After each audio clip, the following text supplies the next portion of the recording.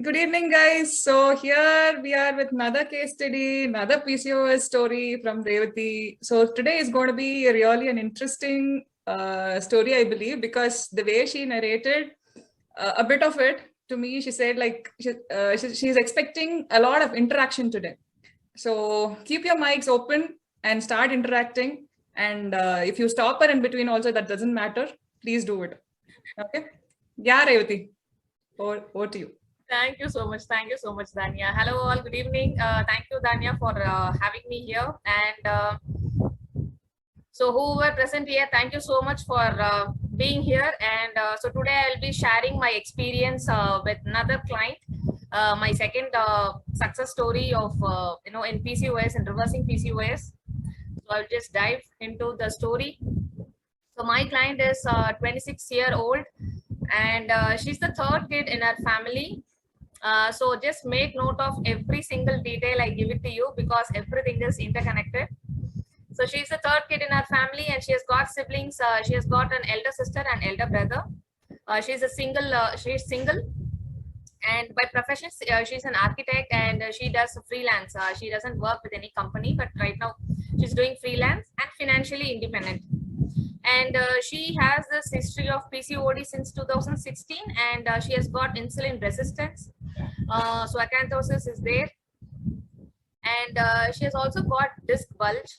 So she had an accident 2018, and she was detected as pre-diabetic 2018. So her fasting sugar were like 116, and she also been on medication in 2020 for bipolar. So hope you all know what is bipolar is. So you're going to tell me what is bipolar. I'm not going to tell that. And she came with the presenting complaints like generally I used to ask my client to do the blood test.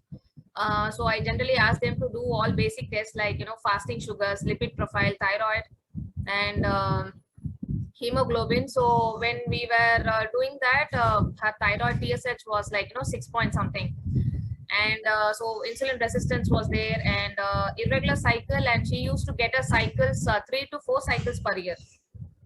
And if she is on medicine, then she gets a cycle. Even that 3 to 4 cycles happens to be with the medication. Otherwise, she doesn't get it.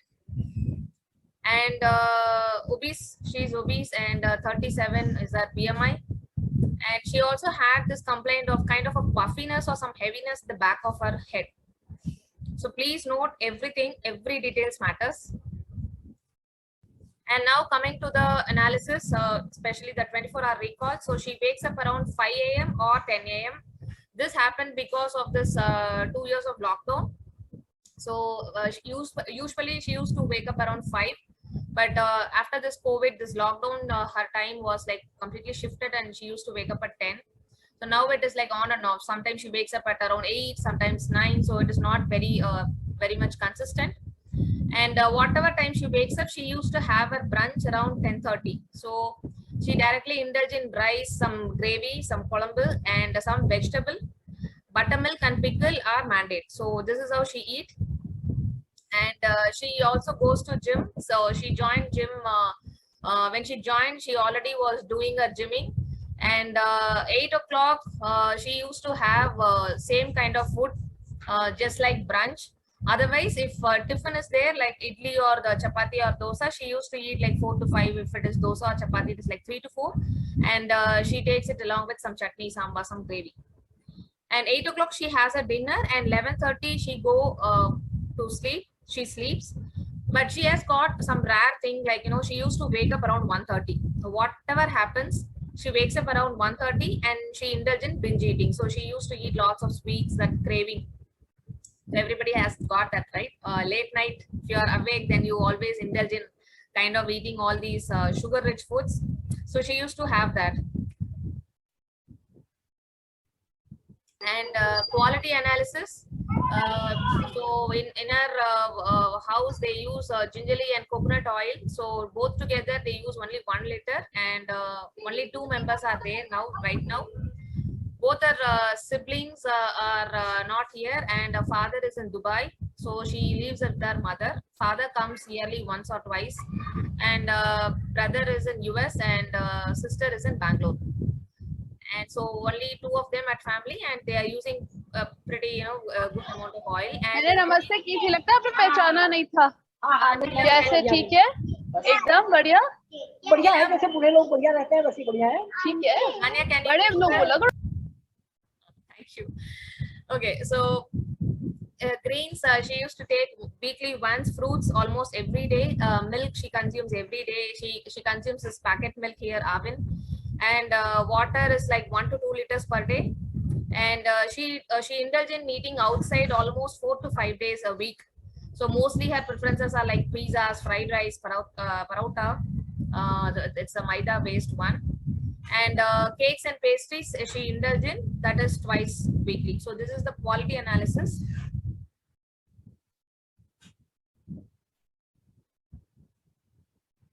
So now the very important area, that is the 7 areas of life. So physical health, I'm sorry, no physical activity it is not, but it is not adequate. She's not very regular to gym.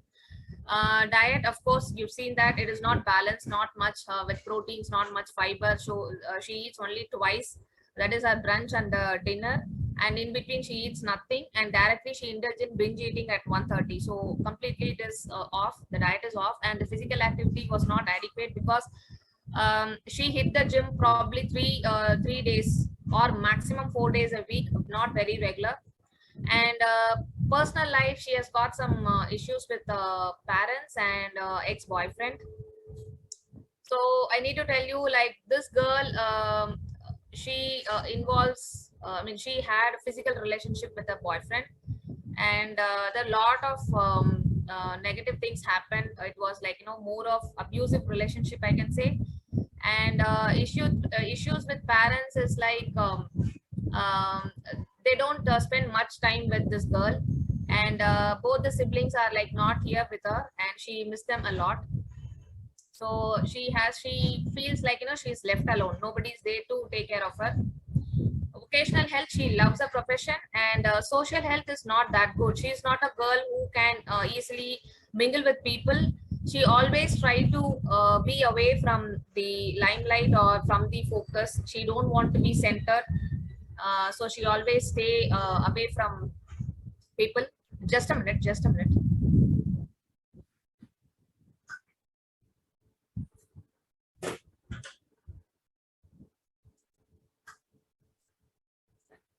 Sorry guys. So she doesn't mingle with people. She has a very close circle of friends, and she's very choosy. She is not very comfortable moving along with people. Financial health, she's she's independent and she's sound. And now coming to psycho-emotional, she has got a lot of guilt because of that abusive relationship she had with her boyfriend. And her boyfriend used to really attack her physically. She has got so much of physical abuse, and she has got this 1 minute.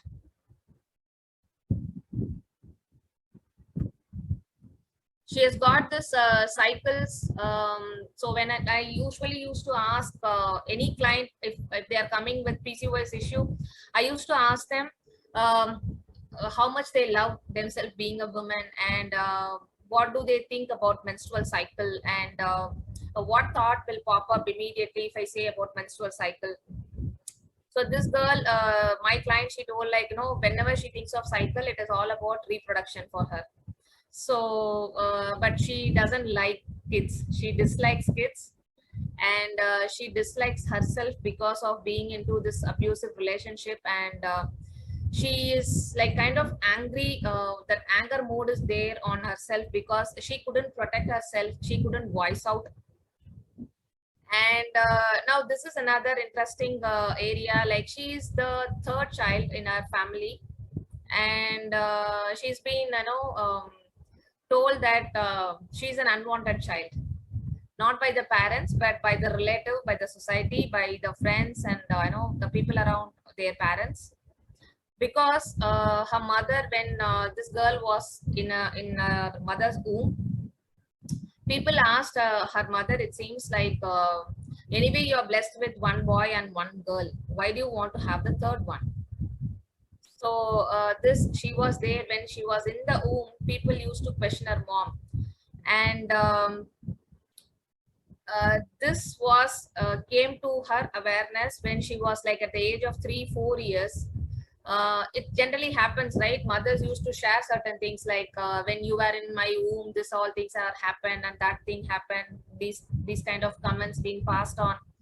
So mother just shared just like that, and we all know that 3-4 years, 5 years are like we are like very fresh slate, very fresh board.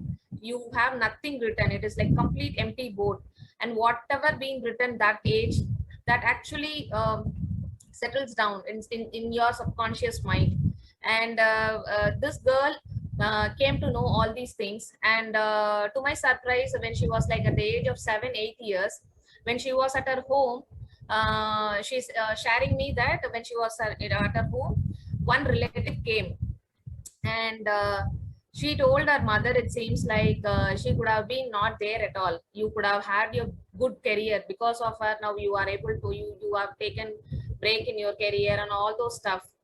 And my client expressed in a term like, Revati, they are questioning my existence.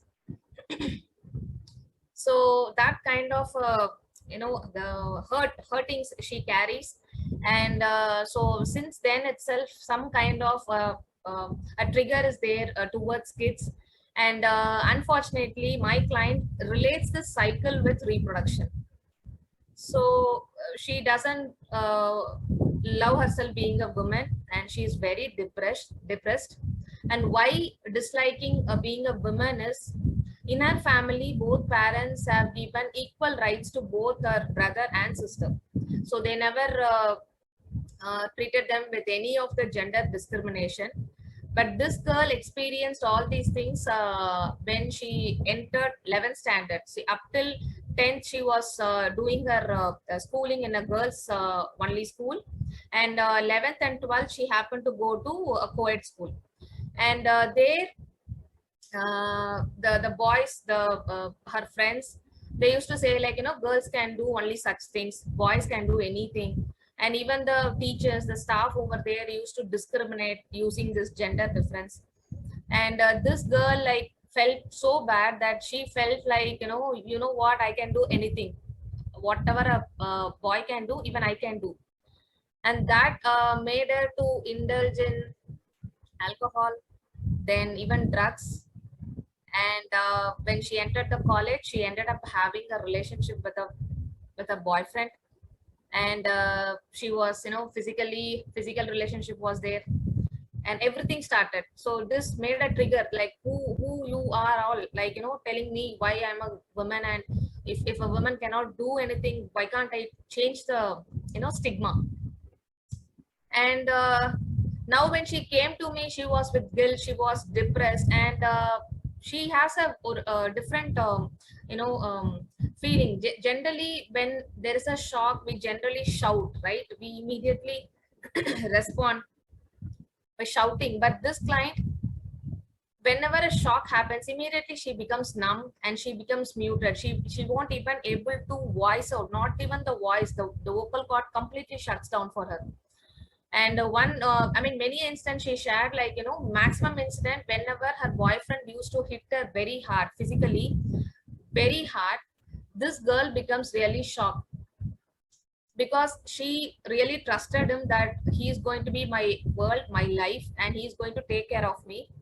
But suddenly things started changing. They have so much of indifferences, and he started hitting her physically, and she couldn't express herself. And she became very, very muted, very numb. I just asked her, why you didn't stop. Even she never even defended, I believe. Whenever he used to hit him, she used to get the hittings also. Then I asked her, why, what made you to accept those things?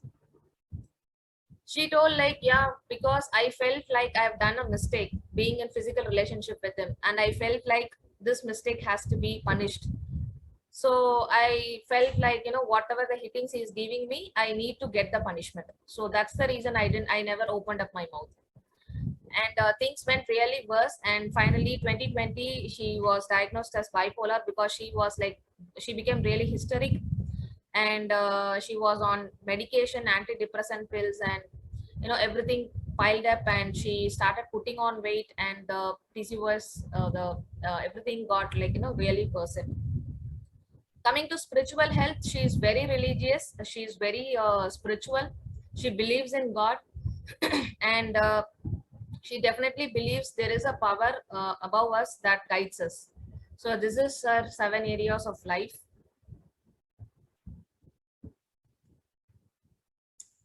Now coming to the intervention part. So I've just summarized everything. So I've given her fenugreek powder, half a teaspoon on empty stomach to start with. Then I gradually increased it to 1 teaspoon on empty stomach. Fenugreek is given to increase insulin sensitivity. So I suggested that, and the water intake, I made it compulsory that she has to hit 2.5 liters per day, and then it was gradually increased to 3 liters. And fruits, I asked her to eat 30 minutes before food, and this fruit was actually given before lunch and before dinner. And breakfast, I asked her to include 1 handful of sprouts and pomegranate mixture. So she can add some lime, some pepper powder and salt. She can have that 1 hand too. So put up together 2 handfuls, and she will have the sprouts and pomegranate mixture. Then she will have a breakfast. And lunch, I introduced salads, and either she can add pumpkin or melon seeds to focus on these micronutrients, especially zinc, magnesium, selenium, all these things, and omega-3 fatty acids. So I asked her to include that. And dinner, I made sure that this girl is having enough vegetables, so the fiber part was really less. So I asked her to include vegetables either in the form of soups or any porial kind of the sabji form, or the boiled vegetables, or even the stir fried ones. And I also asked her to take proteins.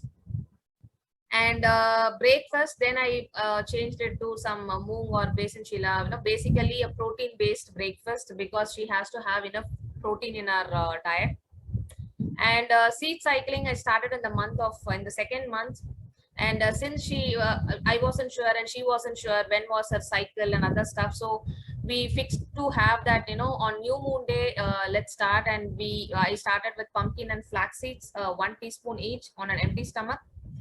And so she will be following that. And after that, on the full moon day, she suggested to take sesame seeds and sunflower seeds, 1 teaspoon each.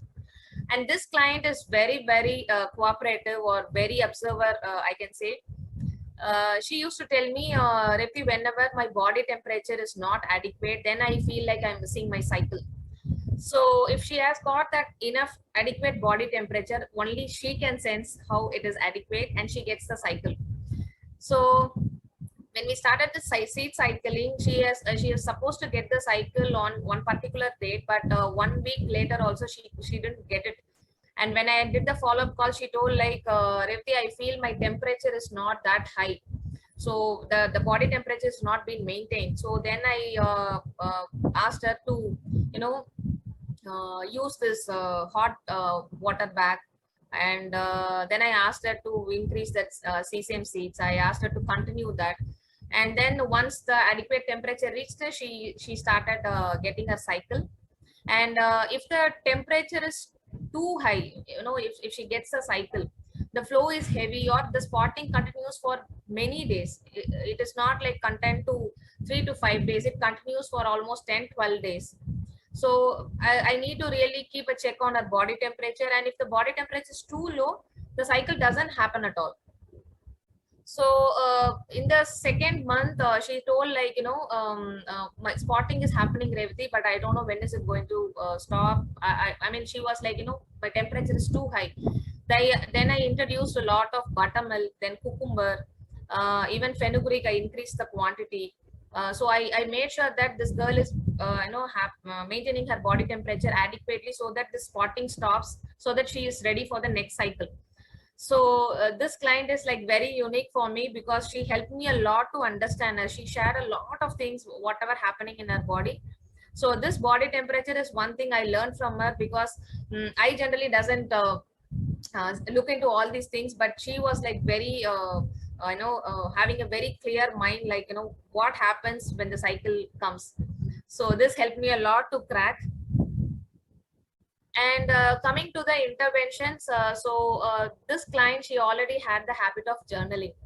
And on the second follow-up call, I told her, like, you will be doing a lot of journaling. She told, like, I already do it, but I never got any result. It's not working. Let's not do it.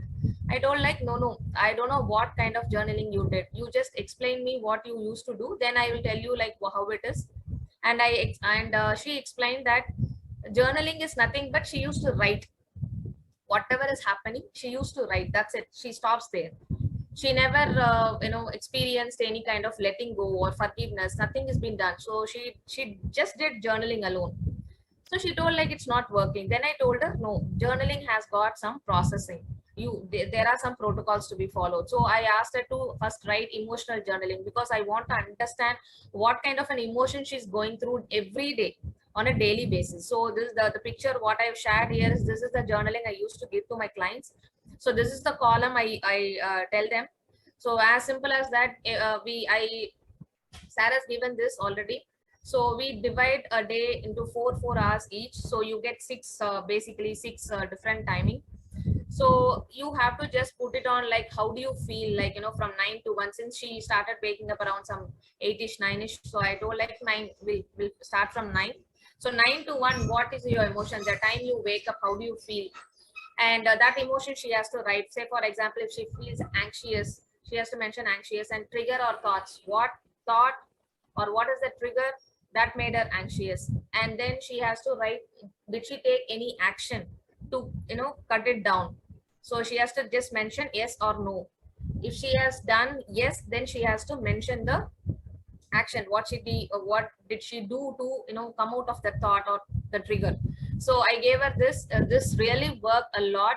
She never shared what was happening as this this format, but she told me a lot of things over follow-up calls. And then I told her, like, once I came to know the emotion part, then I asked her to do the unposted letters, because she has got so much of that victim feeling, and she feel like everybody has used her like anything. Everybody, it's not only her boyfriend, but everybody. So I asked her to write unposted letters to those people who she think that she got affected because of them in her life. Then I asked her to just let go, do the burning process. Once she's done with the unposted letter, then I asked her to let go, and I gave lots of affirmations to do it every now and then. So these things helped her a lot. Whenever I used to do the follow-up call, there'll be always some learning from her side. Like, I learn a lot. The way she used to explain, she literally got drenched into the habit of journaling, whether she followed the diet or not. But every time she used to tell me, Revati, I wrote this. You are amazing. You made me realize what life is all about. All these days I have done, I never thought of that. There is this kind of a level where I can really find out myself, where I've lost. So a lot of happy conversation used to happen, and she used to send me voice note. So the first 3-4 weeks of voice note was like very down, no energy and all those stuff. The moment the interventions, the holistic tools started, I don't know if I can play the thing. I'll just try. But the voice, the way she speaks with energy, I mean, I was able to sense that the way she was feeling happy and things like that. So these things happened with the holistic tools. And now outcome, the quantity wise weight, she was actually 96 when she joined me, and she dropped 3 kg. And no blood test was done before, after the session. But before session, we did the blood test. So everything was normal. I didn't do the hormone test. So I did the TSH, that was 6 point something. Rest all the parameters were normal only. So after that, I asked her to do it, but she didn't do the blood test, or she didn't share it also. So this is the quantitative outcome. And now the qualitative outcome. So she started menstruating on 3rd month without medication. She was very happy. She told, like, almost like 6 to 7 years after I've started menstruating without medications. Revati, she was very happy with that, and started understanding the importance of thoughts and emotions, and she started believing in journaling, letting go, forgiveness, gratitude. She started doing amazingly well, and she started being very happy being a woman, and she started to love to menstruate. And in fact, she was the one, like used to text me if the cycle is not coming, cycle is not coming. I know that desperation started with her, but previous 2 months she wasn't even concerned about the cycle, though she came to me for that, but she wasn't much. But later, now she understood, like it's a biological process, and kind of comfortable with kids now. So she shared an incident, like before joining me, one of her friend left her kid with her just to take care of her just for 30 minutes something, and she became really anxious, like she don't know how to care for the kid. So she immediately started hiding dangerous things from the kid, and she don't know how to make that kid occupied. And she explained that, and after that, a few weeks later, she told, like Revati, I nowadays I feel like she saw some Insta post, and she told, like, I really love that kid. Never in my life that has happened, and I myself is like very much shocked that is it me, am I like fond of kids now. Now she's like kind of comfortable compared to the previous thing. Now she started um, feeling that change of that liking towards kid. And she even shared that whenever her friends share that they are pregnant and the baby shower occasion, she used to annoy, like she used to get so much of anger, and she go talks to her friend, like, you really require a kid now when the baby is in the womb. She's go ask. And now after during this program, one of her friend got pregnant, and she texted her, and she was very happy, I believe. And she shared that, Revati, you know what, my friend texted me that she's pregnant, and I feel very happy for her. So all these things happened with the client. So there is one more slide pending. I'm stopping here. I want more questions, then I will reveal the final slide. Thank you so much. One more slide pending. That's a very important slide. Okay, thank you so much for that question. And now I'm revealing the final slide. I can say that the crux of the session. So now coming to connecting all the emotions and with the health, which she actually manifested in her physical health. And so Manjunath, your answer is there in the slide, so I'll just explain one by one. So first thing is weight. So weight, this case, since she got so much of hurtings in our relationship, she started withdrawing herself from society. She don't want to be in front, connecting with people. So now what she did was, so she felt she don't want to be attractive, and she felt she's vulnerable, and she started putting on weight. That is the protection layer, that is the adipose tissue. So this was the cause for her weight gain. When I told this, she couldn't believe that how you were able to connect this so deeply. Okay, so now I asked her, I told her, it is nothing to do with your past life, whatever it is an experience. Now just stop complaining, or stop taking that guilt. You deserve good life as any people deserve, and you are not vulnerable, you are not a victim. So I told her, you want to be a victim or a victorious girl? This really pushed her, and then she started working on. Okay, she told me, I mean, this girl she doesn't even use makeup. She doesn't even use makeup. So she's like, she told me literally, yes, Revati, because of this only I started putting on weight. This thought is there inside me. I don't want to be attractive to people, especially to men. And I want to protect myself. I want to hide behind my weight. So that's the reason. So this, she was really shocked when I was able to, connect. And now the second symptom, she had polycyst. She shared even the scan report, and now cyst. How cyst? So clinical feature, it is estrogen dominance. So estrogen dominance, where it came from, in this case, she has got too much of adipose tissue. You saw that the BMI is 36, and this adipose tissue, from where it started, stress eating at 1:30 a.m. And she is a person who eats 4 to 5 times a week outside, indulging in all these, refined carbohydrates. And for her, because of this, protection, she want to release that stress, and she has got only one option, that is eating. Eating makes her feel really comfortable. Eating makes her feel like the reward center is immediately getting that, that wow feeling. So this girl started eating too much, and ended up having too much of adipose tissue, and which resulted in estrogen production, and which resulted in cyst formation. So this is the second symptom. And now coming to the pre-diabetes, I told that she is an insulin resistant person.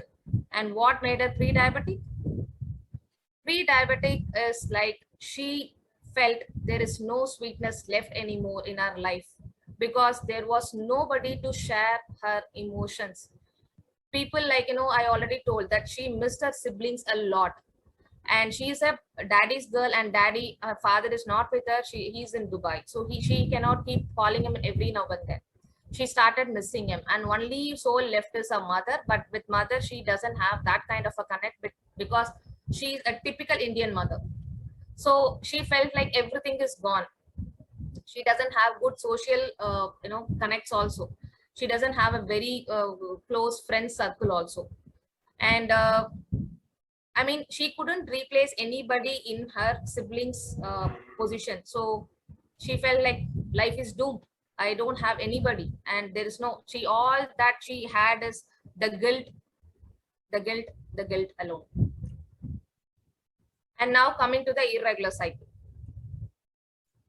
So not all PCOS have irregular cycles, right? So this case, she had irregular cycle, because when I asked her, what do you think about cycle? She told like, I connected with reproduction.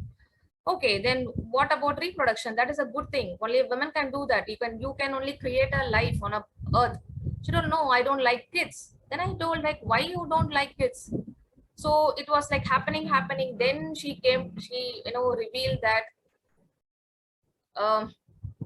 I mean, friends and family around her, they used to ask right in front that kid, that she used to stand in front of them, and they used to ask like, why this kid for you? You already been blessed with a boy and a girl, and this girl is like an add-on. And this conversation has already happened when this girl was in her mother's womb. And obviously when she was in her womb, this girl wasn't aware. But right, mothers generally share certain things when we are like little matured.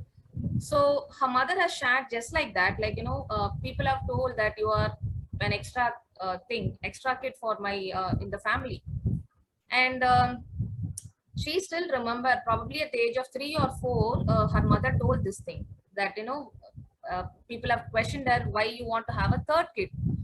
And see, that time the kid is like 3-4 years, hardly, she doesn't even know the world. But imagine a small kid who's been injected with such word, unwanted kid. So probably she had that, kind of that dislike towards kid, and she connected with reproduction, and she felt like every cycle, if it is going to come, it is like, she connected with the eggs, with the reproduction. So she want to halt it, because she don't want kids, because she doesn't like kids. So she stopped the cycle. She made it very irregular as much as possible. And now when she came to me, she was detected as hypothyroid. Previously she wasn't, and she hasn't never checked also. And hypothyroid, when she came, she told once, like, whenever my boyfriend used to hit me, or sometimes any shock. And I still remember she shared one night incident that she used to feed street dogs with biscuits. And that day, she actually was feeding the street dogs, and she used to feed it at around 11 o'clock. She doesn't go out. I told you, no, she's not kind of a social person. So 11 o'clock she was feeding. and she said that she saw something blackish going, some image, some form, and she couldn't even shout that time. She, you know, whenever shock is there, she becomes numb and mute. And especially when she was hit by her boyfriend, she used to, you know, just get all those hitting. She never used to defend her or shout or nothing. I asked, what made you stop? She told, like, I don't know. Then I told, like, no, everything happens with the thought you actually put in forward. Then slowly I told, like, nothing happens without your permission. That's what I told her. I have to give so much of you know, examples quoted. And then she told, like, yes, Revati, you are right, because I felt I have done a mistake and I need to be punished. So for her, if mistake is done, it has to be punished. It's the only context she have. Then I need to flip the other version. I asked her, okay, if you do a mistake, there are two options actually. You have to get punished or you can learn from it. Now tell me what you want to do. You want to get punished, and if you're going to get punished, how far you're going to get benefited. And if you want to learn, tell me how far it is going to benefit you. Then she realized, yes, Revati, you are right. Mistake has, I mean, it is an experience and I need to learn from my mistake, but I didn't do. I felt like I need to be punished because I wasn't true to anybody. And that's the reason. So she told, like, even if she told me, like, you know, my parents doesn't know I you know, got into such things. And especially the disc bulge, I told you, know, the first slide, she told, like, she met with an accident. But you know what, in the 9th 10th week she revealed, no, Revati, it wasn't accident. I was seriously hit by my boyfriend. Okay, she didn't even reveal to any of the family members. She told, like, you know, she has had a fall and then she got the treatment done. And coming to the puffiness or heaviness at the back of the head, she every time she used to tell me, like, Revati, this is happening. Then I need to now address this. I felt like, no, high time that I need to address, because she's coming up trusting me that I'll give her some solution. Then I asked, like, when I mean, you just tell me what are the timing, or when do you exactly experience these things? She told, like, whenever I'm anxious. I asked her, what anxious? Then she told, Revati, what I do is I have lots of work. I have this habit of procrastination, and I, you know, pile up all my works, and then I become very anxious. I have the sleepless nights. Whenever I have the sleepless nights, next day morning immediately have this puffiness and heaviness. Then I told, yeah, you have the answer right in front of you. Now you need to work on, see, procrastination. I don't want you to leave it, but use this procrastination in some other things. Then I asked, where do you think like you are wasting your time? Then she listed something. Then I told, use this procrastination tool to do for those work where you are actually wasting time. Say, for example, you want to watch a video. You tell to yourself, okay, no, let me postpone for some while. Let me do this work. So I told her, like, procrastination can be used in a way, like, you know, to benefit yourself. It need not be a bad thing. It is all about our choice, how we are using it. Then she felt very happy. She never knew this puffiness, heaviness. She's been suffering with almost so many months. And she came to know the reason and she felt very, very happy. So now my architect knows how she can design her life. Thank you so much for listening.